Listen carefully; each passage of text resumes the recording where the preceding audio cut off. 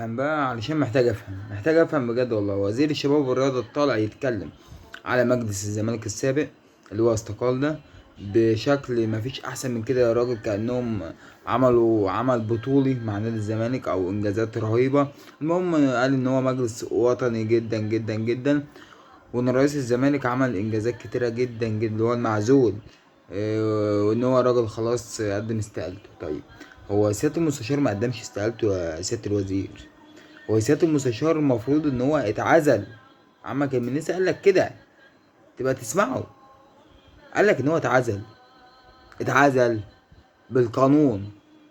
بالقانون اتعزل. وبعدين يا عم منيسي، اخده منك وعد ان مرتضى منصور مش هنشوفه تاني في الرياضة المصرية. يا ريت يا رب، اتمنى من كل قلبي، يا ريت يا ريت والله.